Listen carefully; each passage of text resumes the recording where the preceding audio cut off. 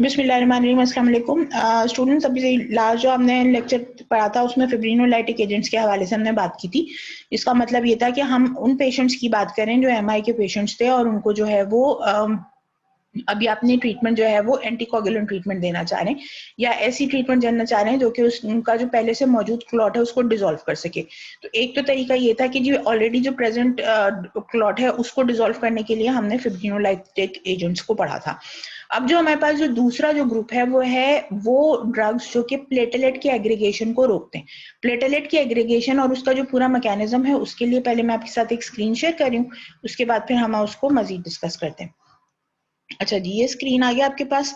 Basically ये देखिए, सबसे पहले आपको एक पिक्चर दिखाना चाह रही हूँ, वो ये है कि ये एक अदद बेसमेंट मेम्ब्रेन है और बेसमेंट मेम्ब्रेन के अंडरनीथ अगर आप देखें तो ये जो है वो सब एंडोथीलियल स्पेस कहलाता है या कनेक्टिव टिश्यू कहलाता है। ठीक है जी, इसको हम लिख लेते हैं यहाँ पे, सब एंडोथीलियल कनेक्टिव टिश्यू। अब ये सब एंडोथेलियल कनेक्टिव टिश्यू के ऊपर एक अदद बेसमेंट मेम्ब्रेन लगी हुई है।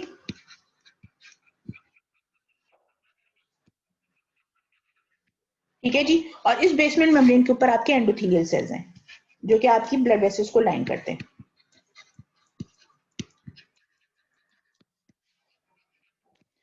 तो अब ये जो एंडोथेलियल सेल्स हैं, आप देखें यहाँ पर इस साइड पे सारे के सारे इंटैक्ट एंडोथेलियल सेल्स हैं जो कि क्या हैं, सिंपल स्क्वेमस एपिथेलियम। अब जितना यहाँ पे अगर ये इंटैक्ट रहने वाली है सिंपल स्क्वेमस एपिथेलियम, तो जितनी कॉन्टैक्टेड रहेगी तो उधर से अच्छा, ये एक और बात इंपॉर्टेंट है कि इंटैक्ट एंडोथेलियम का काम क्या है बेसिकली, कि आपके ब्लड को किसी भी किस्म के क्लॉटिंग मैकेनिज्म से दूर रखना, मतलब उसको क्लॉट नहीं होने देना। अच्छा, अब उसके लिए क्या है कि यहाँ से एक केमिकल रिलीज होता है जिसको हम PGI2 या प्रोस्टासाइक्लिन कहते हैं, ये यहाँ पे लिखा हुआ है। ये क्या करता है, प्लेटलेट को अपनी इनएक्टिव फॉर्म में रखता है। इनएक्टिव फॉर्म कैसी है, ये देखिए, ये आपके प्लेटलेट्स की इनएक्टिव फॉर्म है जिसमें आप ये देख सकते हैं कि ये एक जो है circular rounded, smooth rounded circular plate like या डिस्क लाइक स्ट्रक्चर है जो कि इनएक्टिव फॉर्म है। अब ये जो इनएक्टिव फॉर्म है इसका काम क्या है कि ये सर्कुलेशन में एज इट इज मूव करता रहेगा और ये किसी भी किस्म का जो क्लॉटिंग मैकेनिज्म है उसको एक्टिवेट करने की कैपेबिलिटी नहीं रखता। यानी इसका मतलब क्या हुआ कि नॉर्मल सर्कुलेशन चलती रहती है। अच्छा, अब हमारा अगर से फॉर एग्जांपल हम बात करें हार्ट के पेशेंट की, तो हार्ट के पेशेंट में हो क्या रहा होता है कि यूजुअली कोलेस्ट्रॉल के डिपोजिशन के नतीजे में एथेरोस्क्लेरोसिस का मैकेनिज्म हो रहा होता है। क्या है ये, आमतौर पे जो हार्ट के मरीज हैं उनमें ज्यादातर जो पेशेंट्स हैं उनको एथेरोस्क्लेरोसिस हो रही होती है। वो कैसे होती है कि आपका जो कोलेस्ट्रॉल मॉलिक्यूल है वो एक हैवी मॉलिक्यूल है। अब ये जो हैवी मॉलिक्यूल है ये क्या कर रहा होता है कि ये जाके डिपॉजिट होता है किसी भी जगह पे, जाके ये अपना स्पेस बना लेता है, वहां पर डिपॉजिट हो जाता है। अच्छा, ये जो कोलेस्ट्रॉल मॉलिक्यूल जहां पे मैंने ये बनाया है थोड़ा सा लाइट कलर का है, मैं इसको थोड़ा सा डार्क बना देती हूँ। ये कोलेस्ट्रॉल मॉलिक्यूल्स हैं मल्टीपल, एक आके सेटल हुआ, उसने एंडोथेलियम को सेपरेट आउट कर दिया। अब और मजीद बढ़ते जाएंगे, एंडोथेलियम उठती चली जाएगी। जब एंडोथेलियम उठ जाएगी तो क्या होगा कि जो अंडरनीथ का जो कनेक्टिव टिश्यू है वहां का कोलेजन एक्सपोज हो जाता है। अगर तो एक मर्तबा कोलेजन एक्सपोज हो गया तो इसका मतलब है कि अब क्लॉटिंग कैस्केड का होना लाजमी सी बात हो गई है। एंडोथेलियम जो है वो सेपरेट आउट हो चुका है। अब हो क्या रहा है, पहले मैं आपको एक चीज दिखा दूं, उसके बाद फिर हम आगे चलते हैं। प्रोस्टासाइक्लिन जो इनएक्टिवेट रखता है आपके प्लेटलेट्स को, वो करता है किस तरह से है कि ये जाके बाइंड करता है सेल के सरफेस पे, और सेल के सरफेस पे बाइंड करके सेकेंड मैसेंजर मैकेनिज्म के थ्रू एटीपी को साइक्लिक एएमपी में कन्वर्ट करता है।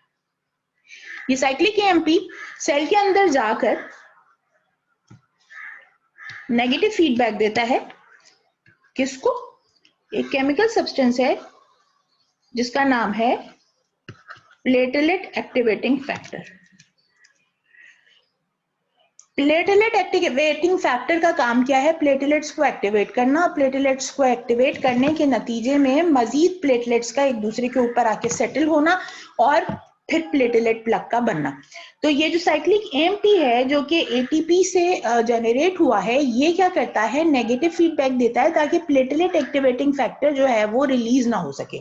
अगर तो प्लेटलेट एक्टिवेटिंग फैक्टर रिलीज नहीं होगा, फर्दर प्लेटलेट्स एक्टिवेट नहीं होंगे। ये एक नॉर्मल मैकेनिज्म है when the endothelium is completely intact and the intact endothelium is releasing prostacyclin, that is PGI2. अब अगर फॉर एग्जाम्पल डैमेज हो चुका, अब क्या हो रहा है कि डैमेज होने के नतीजे में आपका एंडोथीलियम इस शेप में आ गया, यानी उसकी जगह हट गई है बेसमेंट मेम्ब्रेन और नीचे जो अंडरनीथ जो कोलेजन है वो एक्सपोज हो गया। उसके नतीजे में आपकी एंडोथीलियम इस ये प्रोस्टाग्लैंडिन रिलीज करती है जिसको हम कहते हैं थ्रोम्बोक्सिन A2 यानी TXA2। अब इसको यहाँ पे मैं आपको लिख देती हूँ, thromboxane A2।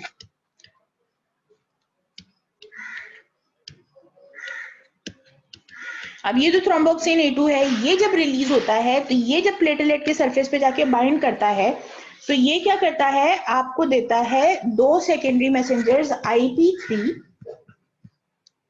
And DAG। IP3 DAG release करता है। ये दोनों second messenger in addition to और बहुत सारे कामों के, जो कि आपको मालूम है कि कैल्शियम का जो है वो जो साइटोप्लाज्म के अंदर कैल्शियम के फ्लो को बढ़ाता है। अब इस कैल्शियम के फ्लो के बढ़ने के नतीजे में आपको मालूम है कि अगर मसल्स में ये कैल्शियम फ्लो बढ़ेगा तो कॉन्ट्रैक्शन होगी, न्यूरॉन्स में बढ़ेगा तो न्यूरोट्रांसमीटर रिलीज होंगे, और किसी भी सेल के अंदर अगर बढ़ेगा तो ईदर कॉन्ट्रैक्शन होगी या फिर रिलीज ऑफ स्टोर्ड मटेरियल होगा। ठीक है जी। तो IP3 DAG क्या करता है कि वो कैल्शियम का इन्फ्लेक्स कराता है, जो कि आपको पॉजिटिव जो है वो स्टिमुलस देता है प्लेटलेट एक्टिवेटिंग फैक्टर को, और ये जो आपके पास जो इनिशियल प्लेटलेट आके सेटल हुआ है, ये मजीद प्लेटलेट्स को इनकॉर्पोरेट करने के लिए प्लेटलेट एक्टिवेटिंग फैक्टर रिलीज करना शुरू कर देता है। पहली चीज ये होती है। अच्छा, उसके अलावा एक और काम जो होता है वो ये हो रहा होता है कि तेजी के साथ यही मैकेनिज्म जो है वो कॉक्स एंजाइम को एक्टिवेट करता है। यही थ्रोम्बोक्सिन A2 कॉक्स एंजाइम को एक्टिवेट करता है, जिसके नतीजे में आपका जो कॉक्स कैस्केड कह लें इसको, वो एक्टिवेट होता है। एराकिडोनिक एसिड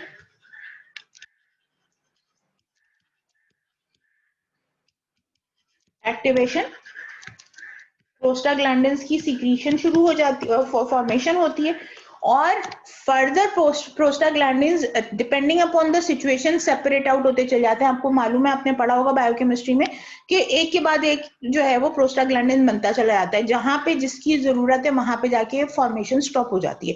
तो जब प्रोस्टाग्लैंडिन्स बन रहे हैं तो एट द टाइम जब एक्टिवेटेड प्लेटलेट से प्रोस्टाग्लैंडिन बन रहे हैं तो they will be forming thromboxane A2 again.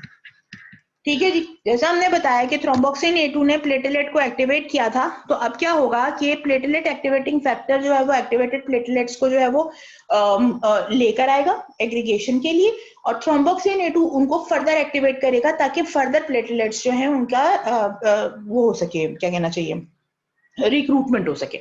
अच्छा, यहां तक जब बात हो गई तो उसके बाद क्या होता है कि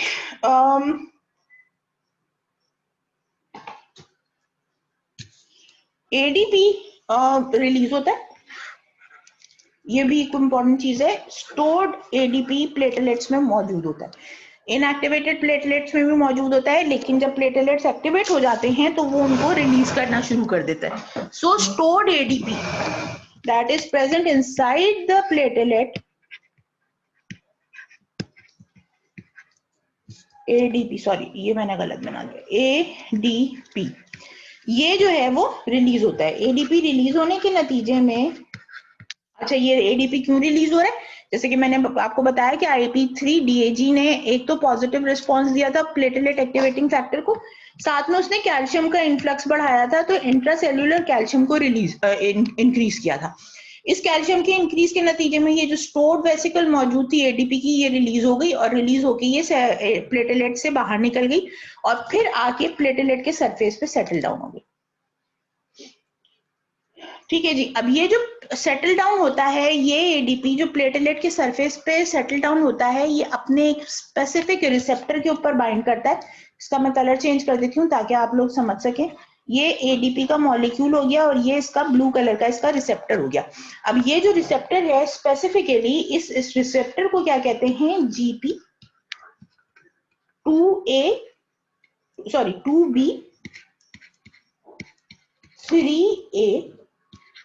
रिसेप्टर। ठीक है। नाउ दिस रिसेप्टर जो कि GP2B और 3A रिसेप्टर है, ये बेसिकली एडीपी को बाइंड करता है, और एडीपी को बाइंड करने के नतीजे में जो फर्दर एक्टिविटी होती है वो क्या होती है? दो काम होते हैं इसके नतीजे में। नंबर 1, प्लेटलेट एग्रीगेशन, यानी दोबारा से मजीद प्लेटलेट्स का आना और उनका आपस में आके बाइंड होना, और दूसरा प्लेटलेट के ऊपर बाइंड करवाना फिब्रिनोजिन का। फिब्रिनोजिन इज अट्रैक्टेड, ये जो सर्कुलेटिंग फिब्रिनोजिन है वो अट्रैक्ट होता है टुवर्ड्स द प्लेटलेट्स, ताकि जब इसके ऊपर जब थ्रोम्बिन आके बाइंड करे तो ये एक्टिवेशन हो जाए और फिब्रिन के मोनोमेरिक यूनिट्स जो है वो बनने शुरू हो जाए। तो बेसिकली जो फाइनल जो प्रोसेस है वो ये है कि एडीपी का बाइंड होना अपने स्पेसिफिक रिसेप्टर के साथ, और उसके बाद ये एक्टिविटी का होना। अब ये ध्यान में रखिएगा कि ये जो पिक्चर मैंने आपको दिखाई है, ये जो पूरा मैकेनिज्म बताया है, ये सिर्फ इस वजह से बताया है कि जो हमारी जो डिफरेंट ड्रग्स हैं जो हम आगे पढ़ने लगे हैं, एंटीप्लेटलेट एजेंट्स, वो इनमें कहाँ कहाँ काम करती हैं, वो अब हम अब डिस्कस करना शुरू करते हैं। ये आपके पास वापस से अपनी प्रेजेंटेशन पर हम आ गए हैं। तो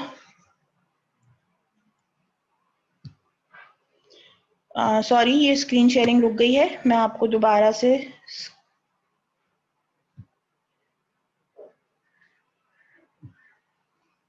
एक मिनट ठहरिए।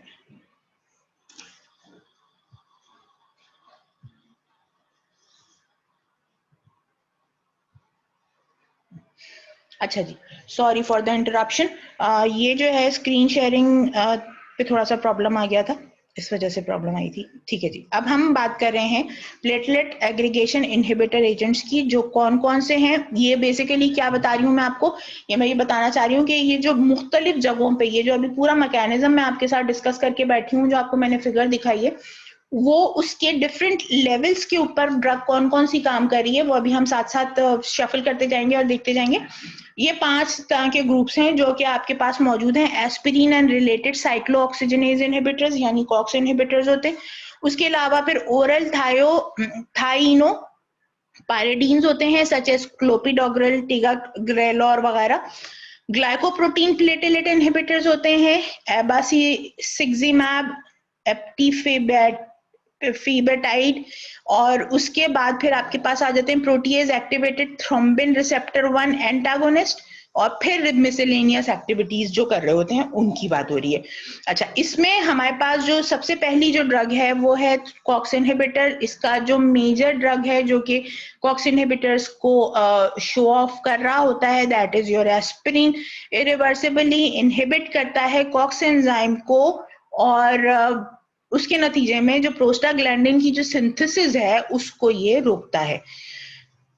जैसे हमने बात की कि थ्रोम्बोक्सिन A2 जो है वो प्लेटलेट एग्रीगेशन को इंड्यूस कराता है, तो अगर हम इसको बंद कर देंगे तो उसके नतीजे में प्लेटलेट एग्रीगेशन का जो मैकेनिज्म है वो रुक जाएगा या स्लो डाउन हो जाएगा। 75 मिलीग्राम तो 150 मिलीग्राम की अगर आपने एस्पिरिन दी है तो ये कंप्लीट इनहिबिशन करता है COX-1 का। ठीक है जी, और थ्रोम्बोक्सिन A2 की जो प्रोडक्शन है उसको रोक देता है। अच्छा, अगर इससे ऊपर चले जाते हैं, यानी ये एक बहुत इंपॉर्टेंट पॉइंट है, ये याद रखिएगा कि अगर 75 मिलीग्राम या 150 मिलीग्राम तक की जो डोज रेंज है ये थेराप्यूटिक रेंज है टू इनहिबिट COX-1, लेकिन अगर आपको COX-2 को इनहिबिट करवाना है तो आपको इससे ज्यादा डोज पे जाना पड़ेगा, जो कि टॉक्सिक भी हो सकता है। कहाँ पे काम कर रहा है, आइए इसको दोबारा से जो अपने पुरानी जो वो है उसके ऊपर देख लेते हैं। ये वाली पिक्चर है, इसमें जैसा कि मैंने आपको बताया थ्रोम्बोक्सिन यहाँ पे काम कर रहा है। तो एक्चुअल में अब ये ग्रीन कलर में लेती हूँ ताकि आपको मैं स्पेसिफिकली बता सकूं क्या चीज हो रही है। ये जगह अराकिडोनिक एसिड से प्रोस्टाग्लैंडिन की सिंथेसिस का जो प्रोसेस शुरू हो रहा है, कॉक्स एंजाइम यहाँ पे काम करता है, उसकी इनहिबिशन।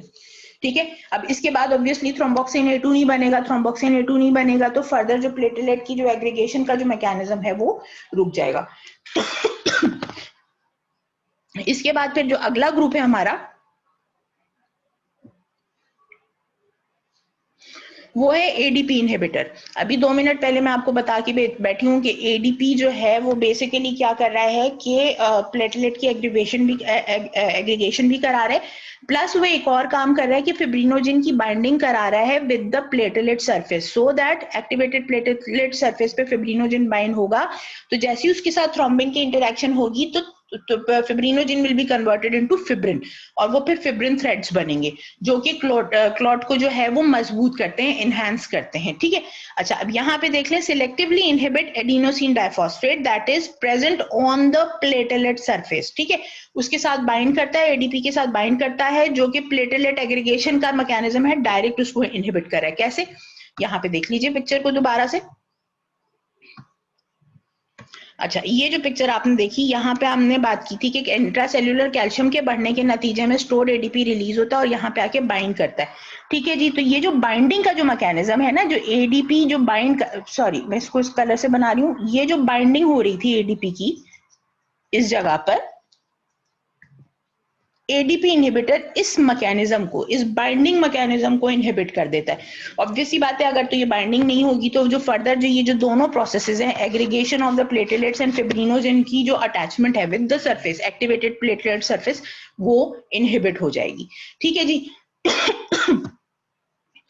वापस going back to the slide again. अच्छा, इसके अंदर अब आप देख लें कि these drugs are converted into active drugs. अच्छा, ये बात भी एक इंपॉर्टेंट बात है कि ये प्रो ड्रग्स हैं, ओरली दी जा सकती हैं, क्योंकि ये extensive first pass hepatic metabolism से होकर जब वो गुजरेंगी तो एक्टिवेटेड ड्रग्स पे कन्वर्ट होंगी और उनकी बायोअवेलेबिलिटी बढ़ जाएगी। सही जी। प्लेटलेट के ऊपर जो P2Y12 रिसेप्टर है उसके साथ ये बाइंड करता है।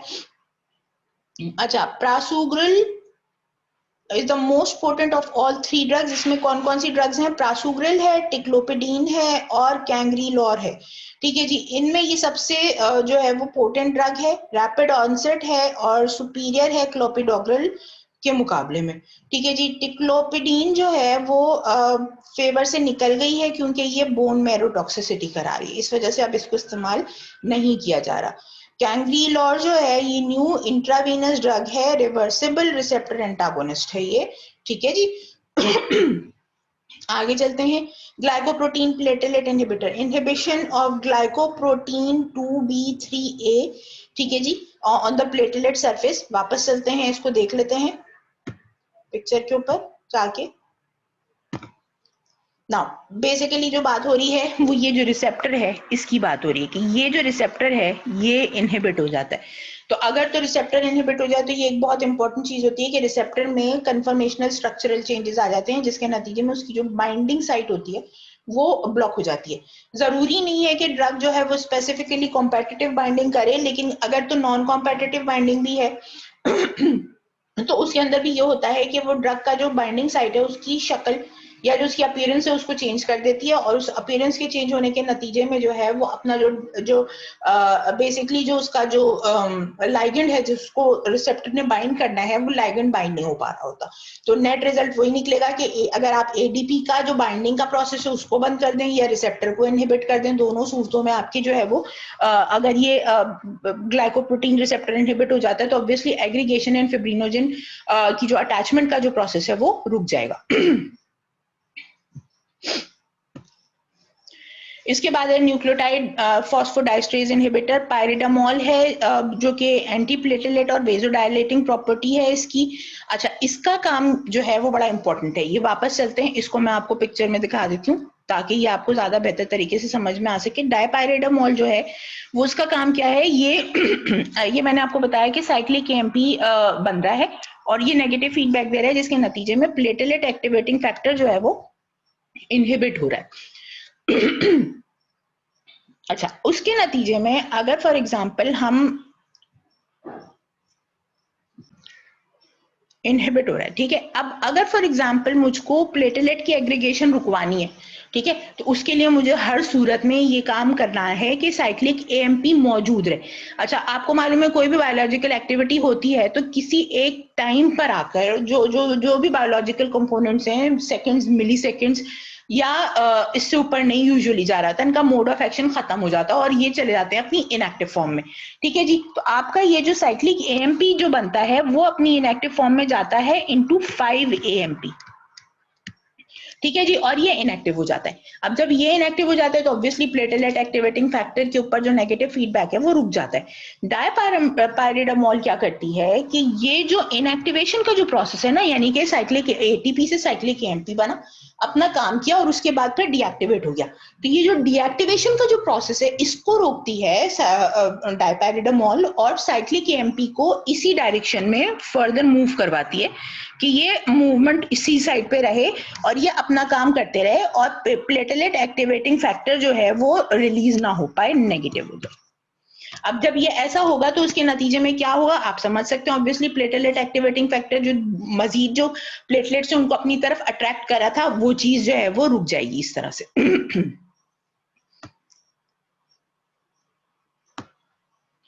इसके बाद फिर आपके पास आता है सिलोस्टाजोल। ये जो है वो वेजोडाइलेटरी है, एंटी प्लेटलेट एक्टिविटी है इसकी और एंटी प्रोलिफरेटिव एक्टिविटी है ये।